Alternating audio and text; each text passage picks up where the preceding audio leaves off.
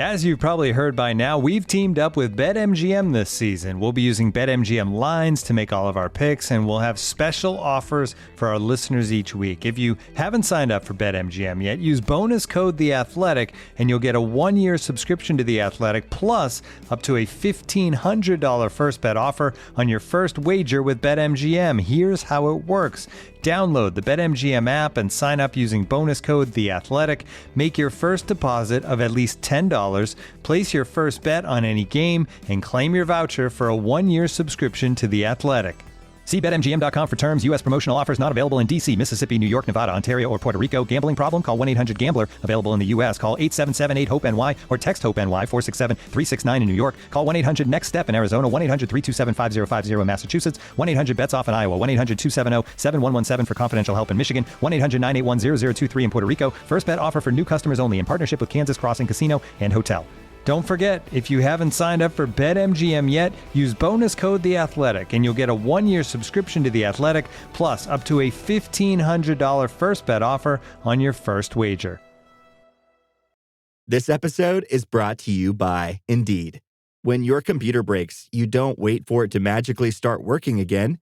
You fix the problem. So why wait to hire the people your company desperately needs? Use Indeed's sponsored jobs to hire top talent fast. And even better, you only pay for results.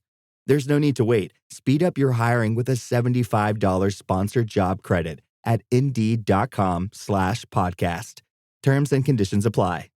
Every cup of Nespresso coffee is an invitation to transform your morning routine into a ritual you can treasure each and every day. Using the Virtuo Pup, a simple touch of the button freshly brews bold aromas and a rich, velvety crema layer for delicious cafe-quality coffee at home. Whether you enjoy your coffee hot or over ice, every sip, every morning is unforgettable. Nothing tastes like Nespresso coffee. Visit Nespresso.com or our app to explore our full range of easy-to-use machines and coffees not found anywhere else. The Athletic.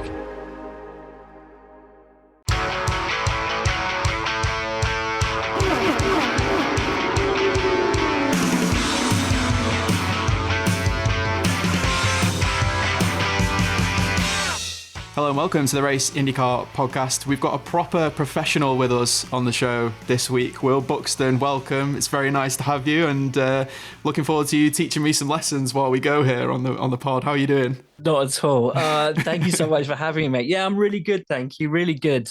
Back in the UK for one more day before I fly out to Thermal. So, yeah, I can't wait. Can't wait to get out there. As with so many, it's a track I've not been to. So very excited for that. Very excited to see what it's all about and get back to racing, you know? I think one of the things that has really come across with your move is your kind of infectious enthusiasm for this series and this new role that you have in commentating or announcing, as I guess they call it in America, on the IndyCar Series. We've had one race in the books now. I know there was a lot of attention on what it would be like under Fox for the first time, and also obviously a lot of build up with the Super Bowl commercials and all the work that Fox have been doing in the background to kind of advertise the series and what they were doing with it. So yeah, I guess give us an idea of how you kind of feel after the first weekend and how it all went.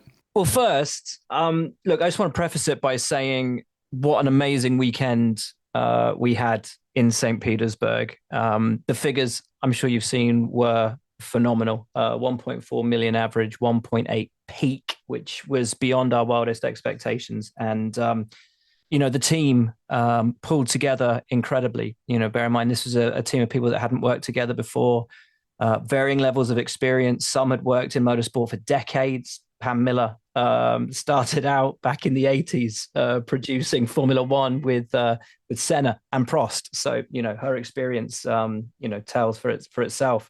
Some people had never done motorsport in their life, and the way in which everyone came together, it was just an astonishing team and a real honor to be a part of that. Having people like Kevin Lee, Jamie Little, obviously Townsend and Hinch on the team was amazing. Jack stepped into it like he'd been doing pit reporting his whole life. And I know there's so much more to come from him as well. So yeah, an amazing team who pulled out all the stops and worked brilliantly together. But obviously we're aware that there are things that we can and we have to do better. I was going to ask you about the fan reaction, because I think IndyCar's blessed with one of the most intelligent and kind of knowledgeable fan bases of any championship out there, mostly because of the history of it. It's got so many fans who've been like grandfathered into it, I guess, over the years. So you're coming into a series where you're not going to be able to hide with the knowledge and the job that you need to do. So I guess that praise and the kind of words of admiration that you received afterwards meant that little bit more, just based on that. Yeah, a huge amount, because you can't pretend your way through it. You can't just, half-ass it. You've got to be on your game, and you've got to know what you're talking about. And, the deal came around very late in the day. I think I had about 6 weeks to prepare for the first race. So trying to cram all of that knowledge in my head. Obviously, I have a love for IndyCar, and I always have had. But trying to cram in 100 plus years of knowledge and history is a lot. It's a lot to take on. And I'm not there yet. I'm going to be working, and I'm going to be learning every step of the way and for years to come. And I'm very, very aware of that. And I think that's the thing is to keep learning and keep trying to improve my own knowledge base, keep watching races, and I'm really lucky because there are so many races from every period of IndyCar history that exist online. So I'm in a pretty fortuitous position with that. But I was very taken aback with the warm reaction, both on site and on social from the fan base. It was, that was pretty amazing. You mentioned 100 years of history. I was going to ask you about kind of what you're looking forward to for the rest of the season in terms of kind of what we can expect from Fox, I guess, and what might change. But I guess a better way to go with that would be to ask you about the 500 and how excited you are for that, because there's going to be some long days there where you're in the broadcast booth for 8 hours or so on practice and things like that. Yeah. I think, it's always mentioned to the drivers about how they're never going to be able to anticipate what their first 500 is going to be like, and they're milking cows and they're visiting schools and all of these kind of amazing things. In many ways, I guess it's quite similar for a commentator in the sense that you're kind of going into this with, you can see on paper what's expected of you, but I guess you kind of don't really know what to expect until you get your first one under your belt, really. Very much so. I think I'm very lucky that I got to do the Indy qualifying week when I was with NBC, so I'm aware of the longevity of each of those days, the build-up towards Saturday and Sunday of that qualifying week. But, just the intensity of what it is to broadcast for, what is it going to be, 6, 7, 8 hours straight. Also very lucky that I got over the years to do F1 testing sessions, which was a very similar format of, that continuous commentary and punditry, and whether I was running up and down the pit lane or whether I was sat in the commentary booth chatting away for hours on end. It's quite nice because it just becomes like a podcast, and you can chat about everything. And at that point will be a good chunk of the way into the season. The storylines will have started to really evolve, and there'll be a lot to talk about. It's a great opportunity to go into the history, look back on previous races, look back on, on some of the greats. And I'm very keen to do that. Always have been through my motorsport career, and to really tell the story of the drivers today through the lens of history, and bring context to what we're seeing and why it's important and why it's brilliant when you can compare it to the greats and what they achieved. So yeah, very excited for that. I have no idea what the 500 itself will be like. I've never attended a 500 because it was always Monaco weekend. So to be attending my first 500 and calling my first 500, I don't know if I'm going to be a bag of nerves, if I'm going to be so overly excited that I will, you're going to have to scrape me off the ceiling. I'm not sure, but it may be somewhere. If it's somewhere between the two, then I'll be able to keep my feet on the ground. If it slides towards one or the other, I hope it doesn't. I hope it stays somewhere in the middle. But no, I cannot wait for that. And I'm going to live in Indy for May, for the whole of May. So that's going to be really good. Just, immerse myself in the city. And as you say, the culture and all the mad things that go on around the side. I think we were talking to Robert Schwartzman about the fact he has to milk a cow. Yeah. And he thought we were joking. Yeah. And we were like, no, this is literally a part of what you have to do as a rookie. So that's going to be very, very cool. But no, I can't wait. And we've got Long Beach in a couple of weeks' time. We've got Barber coming up. We've got some amazing tracks. We've got Laguna Seca later in the season. All these great race circuits that as a fan I have watched and enjoyed for years. And to be able to go to these places that I've wanted to go for so long and call the races there, That's a big part of the reason why I wanted to move over and do this is to take that step into a world that I've always loved and always wanted the opportunity to be a bigger part of. Yeah, definitely. You've definitely picked a great 500 to be a part of anyway, because we've already got some great storylines even before it starts with the hybrid coming in, which is going to be super, super interesting to see what happens there. And also they've got the new museum, which is going to be something you're going to enjoy, I'm sure. We're going to have bumps. Great. I mean, some of the legends who are coming back this year, attempting to, do the impossible in the case of Elio. Taku coming back, Mega, Hunter Ray being in there, big names. Marco, always. It's great. It's absolutely brilliant. So thoroughly looking for. We do have to, of course, find a new pit reporter because Jack Harvey will be doing the 500. So that'll be fun. I'll be on site if you need me, Will. Amazing. Yeah, we have kind of joked with Jack, like, what happens when he wins the 500 this year? Like, is he going to come back to being a pit reporter? Like, or are we going to lose him? I can do a pretty good Jack Harvey impression, I reckon. So if you want me to appear as him, then I can do that. Need a slightly more northern accent, and then we're there.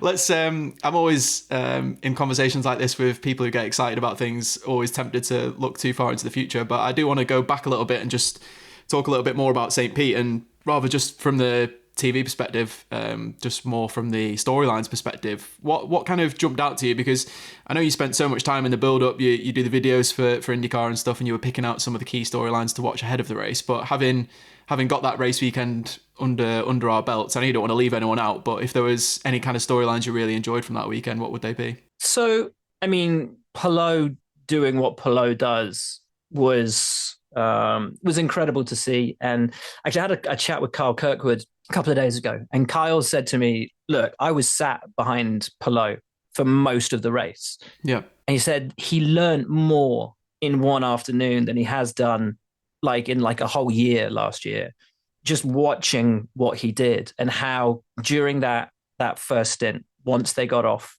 the soft, to just sit there and watch him kind of drive around a second off the pace, conserve fuel, conserve tires. And then when everyone got into the window, he said Palou just went into another galaxy and was just pumping in the laps, lap after lap after lap after lap after lap to make up that time, to make the overcut work, jumps in and then does the same thing on the second rotation and ultimately wins the race.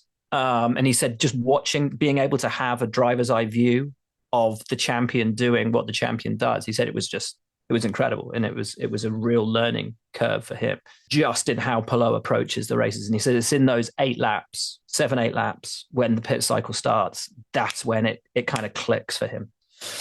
So that was really interesting talking to Kyle about that and also sort of seeing that firsthand. I think we had the big unknown and the really big curveball, which was the softer tire, and the fact that even if the yellow hadn't come out, most of the drivers I've spoke to who started on the soft said that they were all planning to pit around lap 5, no more than that, and just get rid of them. So if you didn't start on the soft, your day was kind of over already because everybody was just going to get rid and then go and do their race on the hard for the rest of the day.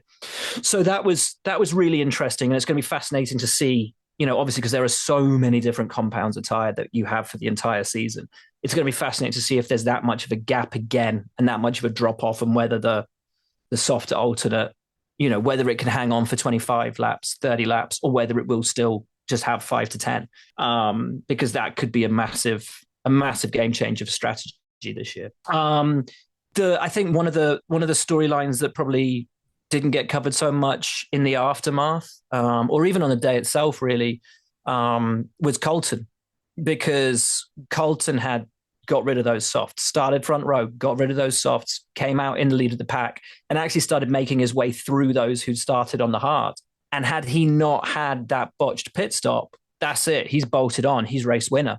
And again, over the winter, talking to Colton, he said the thing that Andretti needed to really get right this year was removing the mistakes and removing the errors that had cost them last year. He said finishing second in the championship last year was honestly the roughest thing that's ever happened to him in his career, because he came so close. It was 31 points. Yeah. And he said, it's horrible because it was within touching distance. And without a couple of mistakes here or there, we could have been champions. So I think the frustration for Colton and Andretti will be that was their race and they blew it.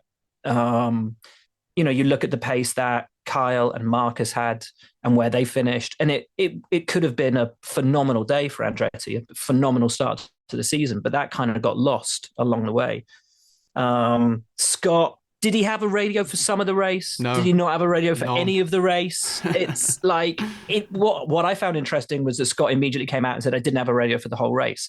And as the hours and days ticked on after that, it was very quickly backtracked from. And so we've gone through the rule book and looked at it, and it says that you need to have radio comms with the pits, but there's no penalty if you don't. If it's discovered in the race, you have to come in and serve under a black flag and get it fixed. But if it's found post, there isn't anything actually written as a penalty for that, like a post-race penalty, like a disqualification or anything like that. So it's quite going to talk to Kyle about it, Novak, this week, and just be like, what, if it says you have to and then you don't.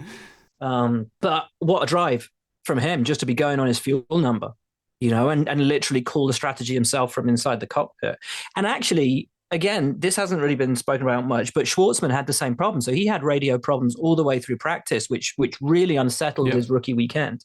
And then he lost the radio again in the race, from what I heard. So if Scott was, right on the limit, imagine doing that in your first IndyCar race. Imagine trying to read the fuel numbers yourself and make your own decisions on when you're going to pit when you've never driven a lap, let alone one of the greatest of all times and the guy who can make the impossible strategies work. If you're a rookie and it's your first IndyCar race and you still bring that thing home, like that's a phenomenal job from Schwartzman, I got to say. So that was fascinating. The Penskes look good. Scott, had he been on the right strategy, I think might have been untouchable. He just looked phenomenal. I thought McLaren, the really interesting thing there, and we were talking about it pre-season, that Pato is now the experienced guy and theoretically the team leader. Horror show qualifying, cracking race to make it up to 11th from 23rd on the grid. But how good did Lundgaard look? Composed, pulling off amazing overtakes, that double overtake, phenomenal, down into 10. Like, what a move. He's not come to make up the numbers and he's not come to mess around. He hasn't come to be anyone's number two. Lundgaard's gone there to be the man.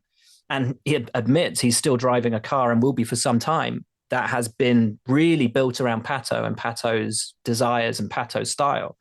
So to be able to pull out that kind of a result and that kind of a drive, I thought was really phenomenal and just gives us that very early taste of just how serious Lundgaard will be. I have to remember to call him Lundgaard. I've been covering his career for years, right? Covered his career in Europe. Apparently, at some point in the broadcast, I called him Lundberg, which I don't remember doing. Okay. Freddie Ljungberg. Freddie, Arsenal. Right? So I was like, I'm not even an Arsenal fan. Like, where did Ljungberg come from? So that was weird. Who else? VK, and Coyne in the top 10 for the first time in years. Like, mega. I mean, just showing again how freaking phenomenal he is. Rossi and ECR had a good day. They look like they could really start turning things around. But Shank, man, that's the story. They're going to be punching not just for top three. They're going to be taking wins. I'm absolutely convinced. Again, if they can just buff off those rough edges, when they get it right and when they get a weekend perfect, they will be phenomenal. Rosenqvist and Armstrong both looked great all the way through the weekend. Both pulled off ridiculous saves in practice. How they pulled off exactly the same thing and neither of them found the wall, I will never know. But yeah, like I think that's a really, really interesting storyline. I felt bad for the guys that got taken out at the start. I thought Siegel was really impressive. He was having a good weekend. Yeah, no one was expecting it. No one was expecting much out of Nolan. All the chatter in the paddock was around Christian and Pato. And Nolan was kind of forgotten and left on the side. But you make the top 12 in quali, like absolutely brilliant job from Nolan. And had shown really good pace all the way through the weekend. So that will, I think, be very inspiring for him and for the team, but they're very much in the mix. Felt bad for Louis Foster as well. I'm really interested to see what he can do this year as Indy Next champion, and Prema. They haven't come to mess around. We know from European racing how serious they are. It wasn't the smoothest of weekends for them. They had issues all the way through, whether it was Robert's radio, whether it was Callum who needed his hybrid changing just before quali. To do that, they'd never changed a hybrid that fast. And they managed to get it shifted over, get him into quali. Okay, they weren't where they wanted to be, but to get that change done and even get him running in quali was a huge job from Prema. So I think I've gone through pretty much everyone there, haven't I? Almost. Yeah, I think you've gone through the whole field there, which is very impressive. Yeah, well, didn't even look at my notes. Absolutely excellent. If you want to read a bit more about some of those storylines, you can head to the-race.com, where we had a feature on Prema breaking down their whole weekend. Will mentioned Robert's radio not working in the race and Callum's hybrid change as well. You can go read more about that. You can read more about Scott Dixon's pretty incredible race weekend. And then coming up this week, you'll have some more on some of the drivers we didn't talk so much about in the aftermath there. Again, Will mentioned Rinus VeeKay, who's at the second fastest lap of the race, which went a bit under the radar as well on his way to his pretty cool result. Alexander Rossi as well. We spoke to him earlier this week. He's very, I think buoyant would be the right word as to how they got on, because I think ECR were really not expecting to be good on the street courses straight away, and have managed to basically bring a package that Alexander really likes, and he was able to extract the maximum out of that. So he's pretty excited for the rest of the season as well. If you're listening at home, stick with us. Got a little treat for you. We're going to head over and speak to Christian Lundgaard. I spoke to him earlier this week. Will mentioned how well his weekend had gone. He also set the fifth fastest lap of the race on his way to a pretty decent result given the strategy that he started on. He's going to talk a little bit about his Barber test as well.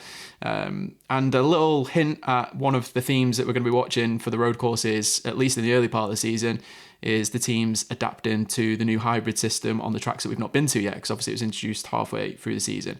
So we'll head over to Christian, and then we'll come back to Will for some more lovely Fox announcer action.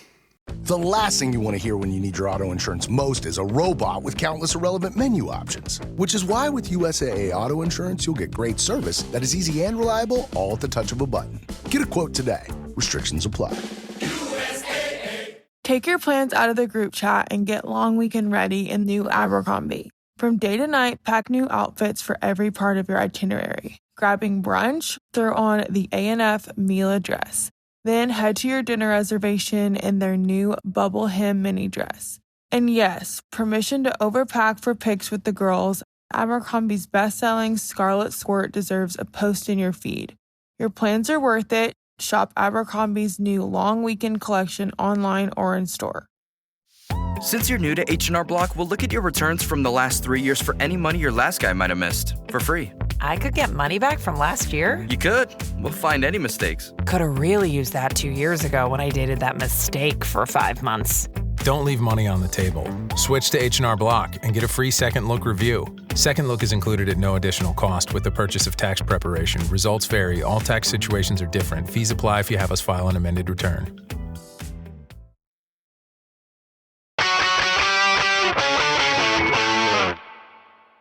Christian, you're just out of testing at Barber, so how did that go?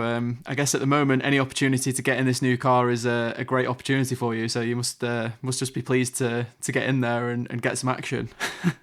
Yeah, no, I mean, I think looking at where we were in Sebring, the challenges we had in Sebring going into St. Pete, the challenges we had in St. Pete, it all kind of translates and it all kind of carries over, so I thought it was kind of interesting compared to what I'm used to at these certain tracks to go on and drive a different car and just feel what's different. And I had a little chat with my dad this morning about, because he was like, oh, how's the car compared to what you're used to? And I said, well, it's difficult to tell because it's the first time we drive at Barber with the hybrid weight. Mm-hmm. So I think everything was just different, and I think it was different for every car on the track. But I think overall we had a really good test. We were very competitive across the entire day. We struggled a little bit in the morning. We started with something that we didn't necessarily think was the best thing, and I think we just proved that wasn't the best item to start with. And we moved away from that for the afternoon. We became so much more competitive in the afternoon, and the car kind of moved into a much better operating window, which is the things that we're trying to figure out with me in the car. Not having driven this car on a road course before, or prior to Sebring on a street course, or even before St. Pete. So as a group on the 7 car, these are the things that we're trying to figure out. What works for me, what puts the car in the window, to make it most competitive for us as a group.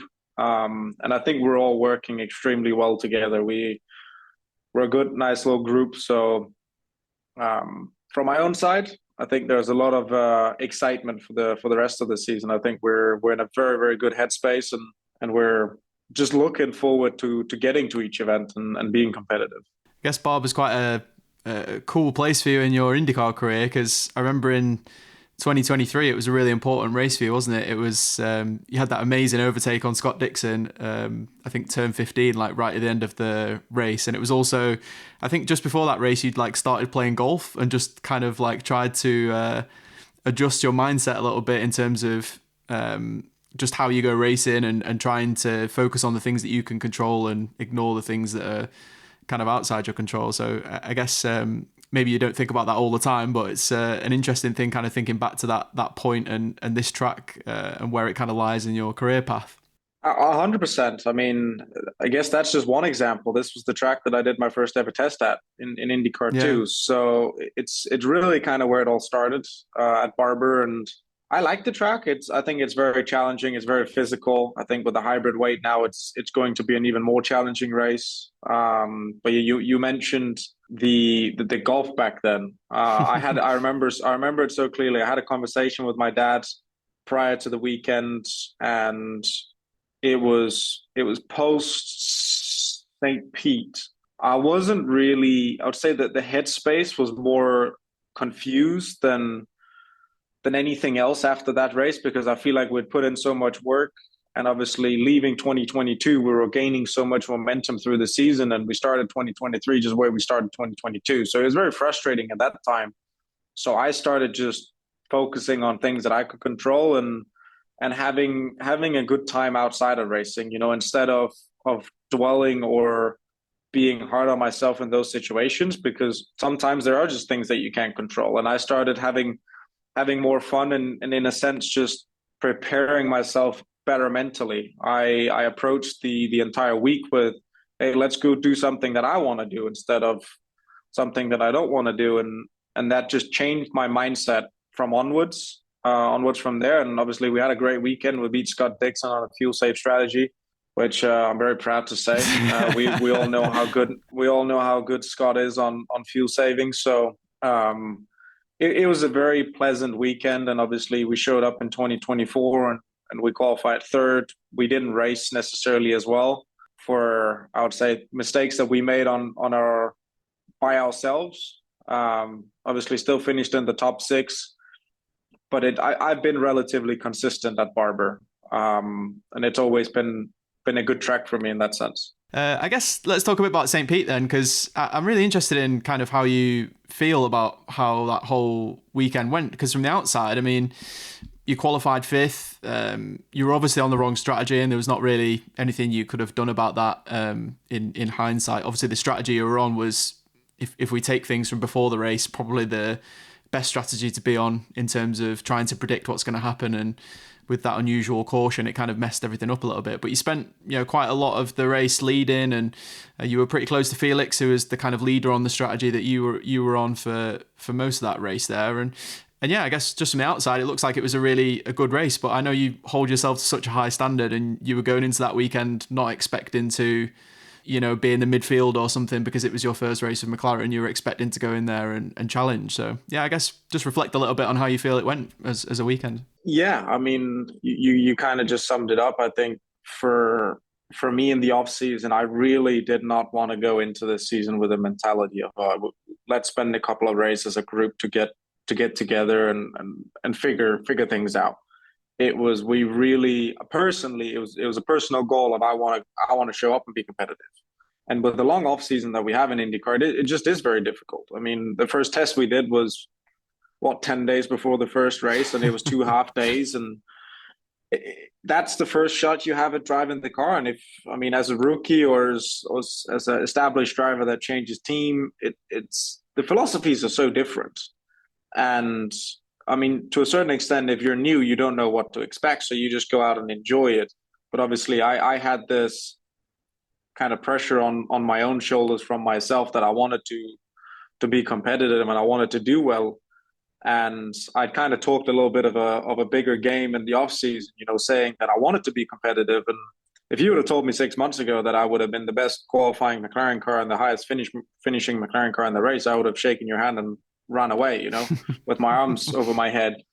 But I think it just proved that we've done a really good job in the off season as a group on the 7 car. It obviously, I don't take anything for granted. Pato is going to be extremely strong throughout the season, and I'm aware of that. And we try to lean as much as we can on each other to excel the entire team. And I think one person in the team that needs more credit than he gets is Nolan. He did a incredibly good job. He was there all weekend, and I think it caught me and Pato out a little bit, I would say. He was very competitive and qualified when he needed to be there.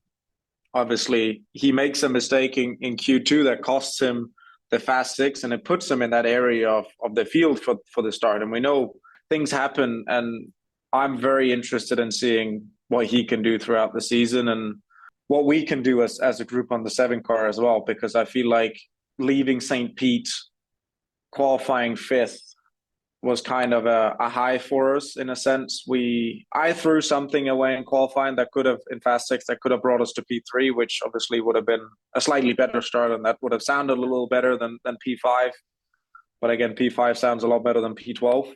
And we put ourselves in a position from a strategy standpoint that no one knew what the alternates were going to do. We all had a very strong feeling what they were going to do and what the result of their performance was going to be. And I think there's pros and cons to it. Obviously, we were on the wrong side of that, but we put ourselves in the absolute best position. If a caution comes in the middle of the race, we are cycling forward, which is kind of weird to say because we were there the entire race except the last stint. But we were the only car that would have been able to make a two-stop work due to the strategy that we were on. And in hindsight, the way the race panned out from kind of the mid onwards, we should have committed to a 3-stop instead of trying to carry on with the 2-stop, because we would have all been in the same boat regardless. We just shot ourselves in the foot and lost a couple of positions that we shouldn't have lost in that sense. But we still put ourselves in a position to win the race if the caution did fall. So going into the first season as a McLaren driver, and we have a weekend where 8th is the worst outcome we could have had with the strategy that we were on, I don't think it's a bad start, right? We opened our options. We didn't go aggressive. We went kind of conservative. So it's a good start. It's points on the board, of course.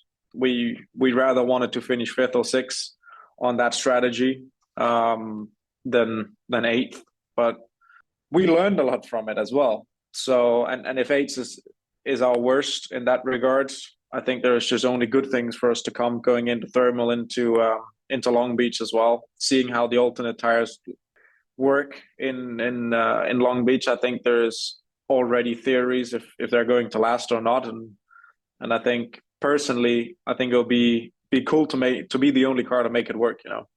I guess the whole kind of, just a bit of a roller coaster of a race weekend, I guess. But kind of where do you take it from here? Because obviously we'll get onto it anyway. But there's a lot of expectation moving to a team like McLaren, and coming into your first race, you get this brilliant result, and you have such a positive weekend. But then we're going to a totally different group of tracks. Even Long Beach is different to St. Pete in many ways. So kind of what do you take away from this weekend, and how can you apply to the rest of the season what you've kind of learned so far? Yeah, I think obviously a lot of it comes and goes, and it's momentum throughout the season. Last year we started the year with a puncture on lap 1 in St. Pete. We got to thermal for the $1 million challenge, and obviously the format was so different that weekend, but we basically got taken out in the first lap in the crash with Grosjean Dixon and VK, and we had massive damage to the car, and that ruined kind of our weekend. But the pace was there. I'm going into a stretch of racetracks that I love competing at, and even though that the cars haven't necessarily been that competitive, we've always managed to extract pace from it. So I'm going into weekends where I feel like, at least from a personal standpoint, I'll always have a chance. And that's the ultimate goal of the season. Is I don't want to sit here and say I want to win 3 or 4 races, because of course I want to do that. I want to win 17. Obviously there's only 16 left now.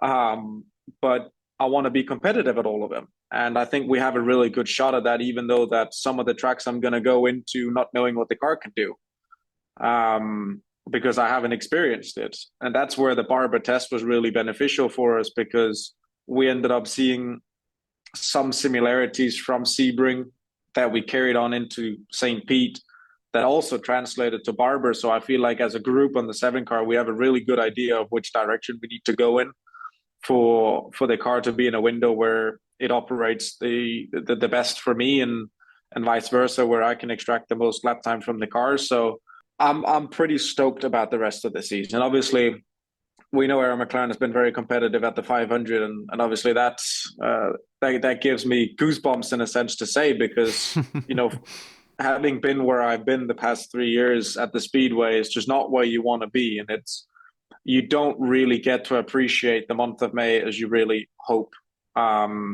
because as a driver, you don't show up to fight to just be in the race. You fight to win the race, and we haven't really been in that position, and I haven't experienced that.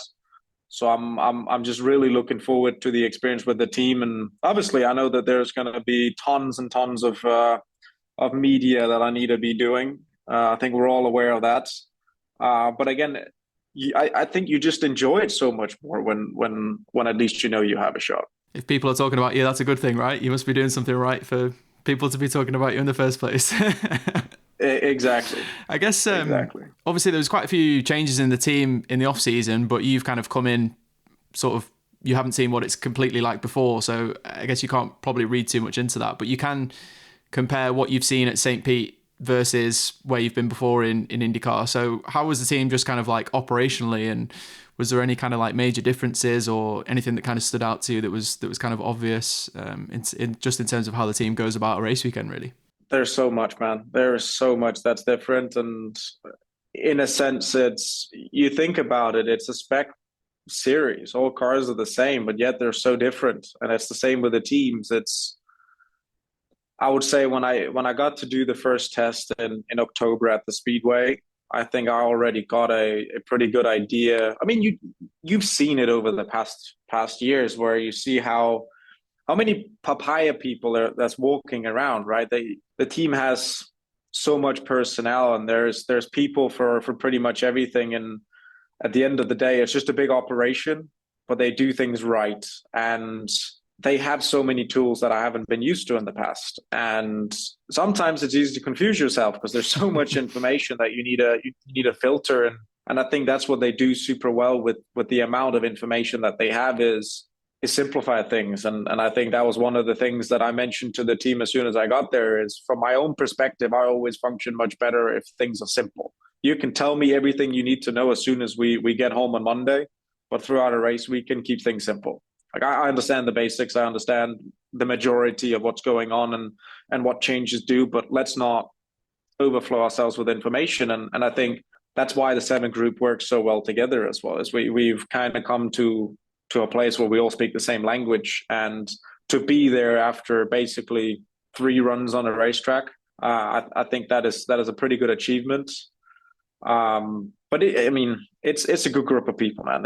We have a lot of fun. We spend quite a bit of time outside the track just for all of us to get together, and I think we're seeing the benefit of that. But that's not necessarily a reason to stop now. We still want to continue, and we'll all be together on Friday to have a sit down and make sure that we're spot on for thermal. I know that joining the team was probably an easy decision for you. I know you've spoken a bit about the decision-making process and what you went through before you came to the team. And I guess the one thing that does come with that is the expectation of wearing the uniform and driving a McLaren, it just means you've already talked about media at the 500. Like, you just generally, you're going to be open to so much more. Well, you're going to be in front of so many more eyes, aren't you? More fans, people who really care about the McLaren brand. So I guess going into St. Pete, was it important for you to have a good result, to kind of not answer anything to anyone, but just to, avoid any difficulty with how that might be perceived, and just kind of come in and do a good job to kind of relieve that? Or is that kind of external pressure that you don't care about too much? I mean, I think it's obvious, right? In a sense, but it all kind of takes care of itself when, fast cars wins races, and fast drivers and fast cars wins races. And I think, of course, I wanted to show up and kind of prove a point, and I think we did that. But I wouldn't necessarily say so much that was from an outside eye standpoint. That was more an internal goal. I wanted to show up and be competitive, because I think it's very easy, and I wouldn't call it an easy excuse, but it's a little bit of a silly excuse that, you change team, and you see it in Formula One too. Obviously the cars are so different because it's manufacturers, and you come from one car that operates in one window, and you come into another car that's just needs to be driven in such a different way. And it takes time. And obviously in IndyCar, we don't have that time. So it was more of a point for me to prove for myself as well, is I've always known that I've been very strong at adapting.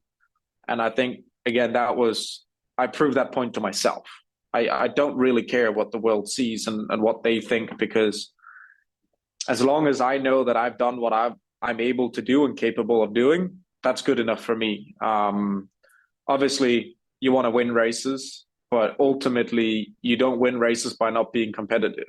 Sometimes you win by throwing a dart and hitting a bullseye, but you can't do that. You need to be competitive every single time, and that's really where the mentality stands. Is I approach every weekend the same way.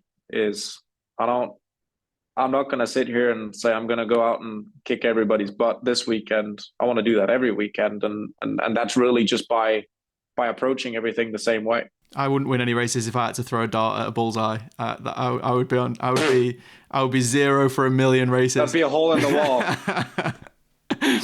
I guess you said you don't want to say that you're going to go and win 3 or 4 races or whatever or anything like that. But has St. Pete changed anything about your goals for the season? Or I'm sure it won't change your approach in how you go about each race weekend and how that all works. But has it opened your eyes to maybe looking at achieving more than you thought was possible before, or is that not the case? No, I actually honestly think it just verified what my thoughts were. I think because I approached the year in the off season saying, hey, I want to be competitive from the get-go, and we were. I mean, it doesn't really change the perspective of, hey, okay, I actually think I can win, because I believed that 6 months ago. So it didn't really change anything for me. I think it might have changed the perspective of some people within the team, and perhaps from the outside, that, hey, we might actually need to look out for this guy. But sure, I mean, that was the point, right? But I don't really care about that. It's really more for myself. I proved to myself what I needed to prove. And of course there was a few little tweaks that could have been better from, I think, as a full perspective, but I don't sit here and say, hey, we really screwed up that weekend. We sacrificed a couple of positions for a potential huge gain, and I think for our first race weekend as a group, it's perhaps the right way to approach it, but it's also perhaps the wrong way to approach it, right? And we learned from that as a group, and I think we had a chat right after the race. I mean, Monday after the race weekend, we all sat down, we had a race review, and before we even started the meeting, we were already all on the same page. We all said the same things. There wasn't any argument, hey, maybe we should have done this, and someone said, I don't think so. We were all just dead straight on point. So I think there's a lot of good for us to come. I think thermal is a track that I've always been fast at, and I kind of know what the car needs to be fast around there, and obviously kind of trying to take that with me and making sure that as a team that we're competitive there too, and all the other tracks that we're going to go to. I mean, once May hits, man, It doesn't stop. And it stops when it hard stops, and then we're done.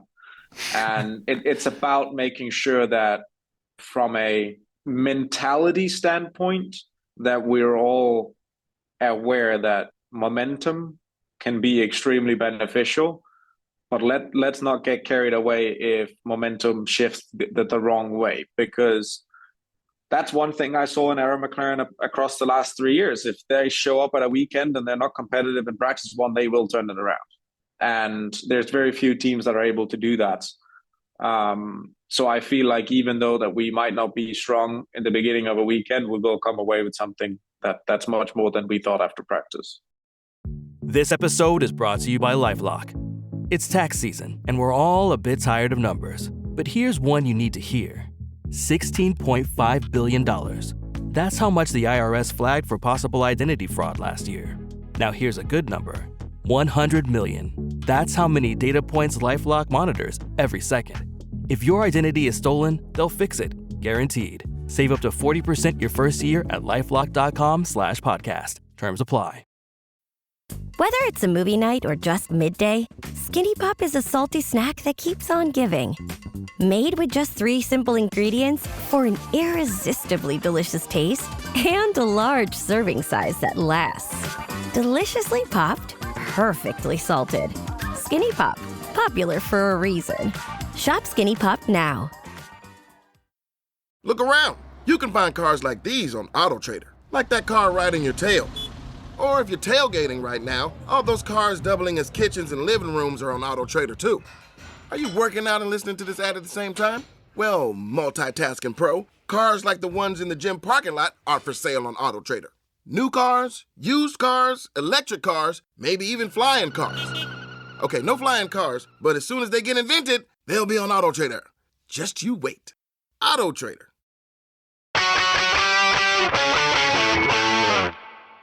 All right, Will, welcome back. That was Christian Lundgaard talking about, I mentioned his Barber test, talking a little bit about some of the pressures of driving for McLaren and what that means, and what this first kind of race weekend meant for him in terms of kind of not answering any questions, because I don't think anyone really doubts his ability, but there was a lot of questions in terms of just the context of the whole situation, coming into a team, as you mentioned, Will, built around Pato O'Ward for years now, not through favoritism or anything like that, just because Pato's been there the longest and he's been the best driver there, so they've naturally gravitated towards how he likes the car and moved around him, and Christian's had to come into that setup, and there was questions over whether he would go a similar way to Felix Rosenqvist and Alexander Rossi, whether he would struggle when he first came into the team or whether he would be able to adapt quick enough to make an impact, and he certainly did that. So that was great to see. I hope you enjoyed that interview. Will, I guess we talked about all of the storylines from St. Pete there. What are some of the maybe broader stroke things that you're looking forward to for the rest of the season? We've got plenty to talk about now. Absolutely. And, we're only one race in, and it's not as simple as champion wins, there we go, it's all tied up, and that's 2025 in the books. The closeness of the field is insane. Yes, Penske and Ganassi have dominated the last few years, but it does feel to me that we're going to get a break through this year, whether it comes from Andretti, whether it comes from McLaren, whether Shank can get it together and put together a season. I think it's going to be one of those three that really shows up and really makes a big impact this season. Obviously, there's so much talk around Colton for a variety of reasons. One, he is entering this year very much as a favorite for the title, given the incredible run that he had in the second half of last year, particularly when the hybrid came on board, how well he adapted to that. And you just need to look at his results second half of the year to show, how brilliant he was. And then obviously there's the F1 question that lingers with him. Although I think Kyle, no one's talking about Kyle, but if Kyle has a good season as well, you got another young American there within the TWG family who I think could be a really good F1 driver. I don't want them to. I want them to stay in IndyCar because they're both phenomenal, and I'd like to see them continue to race in IndyCar. But if Cadillac is looking for an American driver, and if the super license points were on offer, then I think either one of those guys could do a very admirable job in Formula One. Whether they would want to or not, year one with a brand new team is another question entirely. Because it would be very easy to go into a team that is struggling in year one and then have everybody turn around and say, oh, look, the IndyCar driver can't make it in Formula One. And I think that would do IndyCar a tremendous disservice.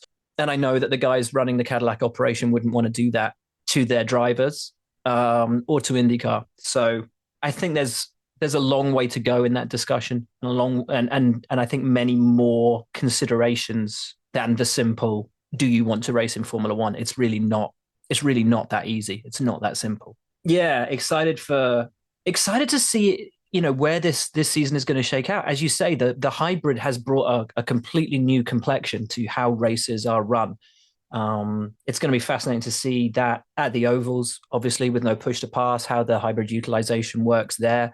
You're not going to be able to use the hybrid on the 4 laps at Indy for quali, because you're not going to be able to regen, because why would you lift? It doesn't make any sense. I guess you'd have it for the first lap, and then after that, it's done, it's spent. Or do you save it for the 4th lap? It's like, when do you use it? Do you use it to get yourself out of trouble if you had a little wobble and then you push it to get out? That's a fascinating part of it. So it's so difficult to look to the future. We have a 17 race season. We're 1 race in. And oddly enough, the champion winning was not on anyone's, bingo card really after qualifying. And that's the wonderful thing with IndyCar. You look at where the top 3 came from on the grid. None of them were on the front row. They all had to make it work. Palou was 8th, Newgarden was 10th, Dixon was 6th, and that's your top 3. And that's the wonderful thing with IndyCar, is you don't know where the winners are going to come from. It's not a foregone conclusion. And it really does come down to that last stint and where everyone is and where everyone's pushing. So I can't wait. I'm so glad you got to see that Palou performance, because it was like a microcosm of everything that's made him the successful IndyCar driver that he is. And it's something that if you don't watch the whole race, it's really difficult to kind of compute what he's done and how he's done it. Because if you write that down on a piece of paper, what's happened there is he sat behind Dixon for effectively the whole race. And then, Dixon's come in a lap too late and Palou's undercut him. And it looks very simple and it looks very easy and it looks like there hasn't been a lot of kind of effort gone into that. But then when you start to, when you're able to watch the whole race as you did, and you're able to compute and speak to Kyle as you did, who was sat behind him, and just kind of really understand what goes into a win like that. And also, I think the kind of unsung element of it is his team as well, because I cannot remember a single instance of Alex Palou having bad strategy in his Ganassi IndyCar career. And I think so much of that is down to the excellent team that he's got there behind him at Ganassi, and all of these things. I think if you watch a highlight package, or if you just look on a piece of paper at what Alex Palou's done, it's very easy to kind of dumb down and play down what he's been able to achieve and how he's done it. But there's so many things that go into it. And here's the wild thing. Let's say, for the sake of argument, he takes his 4th championship this year, right? 3 in a row, will be up there with the all-time greats. He still will have completed under 100 races. Yeah, it's crazy. End of the season, I think end of the season he'll be on 99. Yeah. So he could be a 4-time champion on less than 100 races. Yeah, it's absolutely insane. That's a mad statistic. And it reflects the brilliance that he's shown at every turn of the wheel since he came to IndyCar. And I'm going to be honest, I remember commentating on him in GP3, and I remember watching him come through the European junior formulas. I never thought he was all that. Yeah. No one could have predicted what he's been able to do. Mm-mm. But there, you get some drivers who win at every level, mm-hmm. and then they reach the top table and it never carries on that way. Some, your Maxes, your Lewises, it does. And then every once in a while, there's this diamond in the rough that isn't exceptional, kind of bumbles their way through, does okay. But the more horsepower they get, the more speed, the higher the level of competition, something unlocks at every step on that journey. And I think that's been the thing with Palou, is every time he's made a step up, every time he's got more horsepower, every time the competition's got stronger, he has somehow found the reserves and found this ability to not just step, but leap. And the way that he drives, the phenomenal driver that he is in IndyCar. Take me back a decade, would never have called it. I think with that as well, it's a lot of it is, as you mentioned, like kind of going up that ladder, going up those ranks. The series become more complicated, and there's more elements to it, and that's where Alex Palou really excels. It's that computer of a brain that he's got. That he's just smart. so much of what he does is unconscious, even to the point where you keep adding more things, more layers on top, and it just doesn't mean anything to him. He just computes everything so well. Definitely one of the things, if you speak to the people who work around him, that they're just super impressed with it, because I think everyone knows, like, if you were going to pick someone to do a qualifying lap in an IndyCar, he probably wouldn't be the first person you would choose. Still now, even after all of his success, Colton would be that person. And I think one of the reasons why Colton was so hurt last season was because if you look at Palou's 2023, when he didn't finish worse than 8th across a whole season, and then 2024, he makes that mistake at Iowa and crashes. Colton knows that's the big opportunity because he just doesn't make mistakes. So that's the missed opportunity of it. That's it. And he's Palou's out Dixoning Dixon. And that's the reality of it. What Chip's found is a young Scott. And he's nurturing him and bringing him on. And it's as you say, it's the consistency, like metronomic consistency. It's giving the perfect amount at the perfect time. It's never being too hard on his car, never being too hard on his tires, never using too much fuel. It's using his race brain. You watch the difference between how he did that stint after he came off the softs compared to Colton. And Colton was just banging through every driver he could, and Alex was just like, keep it cool, and just kept, and then went at the end. He's bloody hard to beat. There's a reason why he's a 3-time champ. He's very Prost-like for the people who are tuning in from the F1 side, for sure. All right, well, before we go, Thermal coming up this weekend. You're flying out to tomorrow as we record. I guess this is a weird one because you spend so much time thinking about the 500, Long Beach, all of these amazing American races that you want to get to. Thermal's obviously so new on the calendar that it probably hasn't occupied a lot of your brain in the preseason, but now we're coming up to it.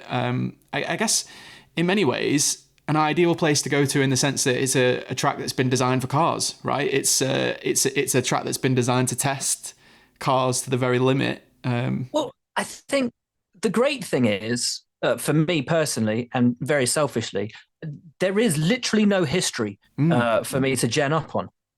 You had the race last year, but it was a bit weird because it was the heats and everything. So there's never been a full length, IndyCar Grand Prix at Thermal. So we are taking a step very much into the unknown. So I'm excited for that because we get to go in with no preconceptions, with no look back to the past of, well, this is what people might be thinking about doing strategy wise, or well, this is how they played it last year. Like everything is on the table. And I'm very, very excited for that. And I think that comes at a good time for me, from a commentary perspective, for us as a team on Fox as well, because it's a total new horizon. So excited for that. It's just down the road from the Joshua Tree, as I understand it, which I never knew was a real thing. I just assumed I just knew it was an album of a U2, title of a U2 album, but never knew it was a real thing. We're showing our Britishness now, Will. This is it. I'm got to immerse myself more in the American culture. But no, very, very, very excited to get out there. From everything I've seen of it, and I remember watching it last year, it looked a lot like Paul Ricard, which was a circuit that I always loved because I spent so many, literally years of my life at Ricard in junior formula testing week after week after week after week. So looks like a really cool place. Looks like a really fun place. I get out there, I think, before most of the team, so I'm just going to go over to the go-kart track and go and bang around that for a little bit. But no, tricky little track, some really interesting sections. I think the back section through 7, 8, 9 is really interesting. The flowing section from 10 to 14, that little kink at the end when you get a little bit of air just down through 16, 17, that's pretty cool. It's not easy. It's not an easy track at all. I don't know what it'll be like for racing, over the full course of an event, but we will see. I think it's going to be a fun weekend, and everybody goes into it with so much still to prove from that first race. There were those who were quick, who made mistakes. There were those who didn't quite get it together. Those who, left without what they wanted. So I'm very excited to see how we get on. It's a very cool mix of high speed, medium speed corners. As I was saying before, it's been built for cars to test, basically. So there's a real mix of stuff to keep people interested. So I definitely recommend watching qualifying. If you normally skip it, this would be one to watch, because it's going to be really good to see the cars through there. The race, I think it's going to be difficult to overtake, but I think a lot of it's going to play, a lot of it's going to be about the strategy and the tyres. So we're going to see a lot about how that all plays out. Some of the teams will have done a rookie test there last year. So some teams will be going in with a little bit of fresher knowledge than maybe some of the others. But judging off last year, Alex Palou was pretty untouchable. So I think if you're a neutral, you're hoping for something different. Did have a test. What was it? A couple of weeks ago, you had the Andrettis and the Premas were there. So, this one of the few tracks that Prema have some knowledge of. And then you got the 3 Andrettis that obviously ran there and felt very, very good about their running, and were really happy with themselves after that test. So, but yeah, I mean, look, you go to a race, as you say, where Palou was dominant last year. He has, obviously all the records from there. Not a championship race weekend, but he knows the place well and knows how to get the most out of it, and arrives as the championship leader. So bring it on. It's going to be fun. I'd forgotten about that recent test. So as I said at the top of the show, I was looking forward to you teaching me some things through this podcast. So you've definitely reminded me of that test happening. Will, thanks so much for joining us. Can we have you back sometime around the 500 to chat about that? Anytime you want. Let's make a regular thing of this. I'd love to come back on whenever you want. Wicked. Well, it's been great having you, and congratulations on getting your first weekend out of the way. I think your assessment of how things went is probably a little bit more negative than a lot of people on the outside. But I know a lot of fans, especially who watch F1, are happy to have you over in IndyCar, and looking forward to seeing how the rest of the season goes. That's all for this episode of the Race IndyCar Podcast. Make sure you check out the-race.com for all your latest IndyCar news, features and analysis, and also check us out on Patreon, where you can find the members club. You can get ad-free listening to the podcast there, as well as loads of exclusive and extra content. We'll be back after Thermal with another episode of the Race IndyCar Podcast.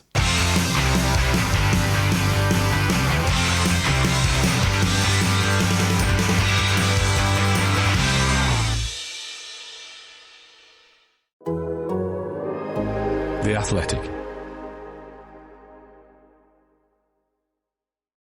What up, y'all? Zena Kata here with a huge announcement. We're dropping a new show. No off-season, The Athletic Women's Basketball Show. Same place, same time, but we're bringing the heat with some brand new energy. Join myself, Ben, Chantel, and Sabrina as we give you an inside look at the game with candid conversations, in-depth analysis, and taking on the hottest topics around women's basketball. Plus, we're bringing in the biggest names in the game to weigh in on all the action. So mark your calendars, because no off-season, The Athletic Women's Basketball Show is launching Monday, March 17th, with fresh episodes every Tuesday and Friday. You can find us on Apple, Spotify, YouTube, or wherever you get your podcasts.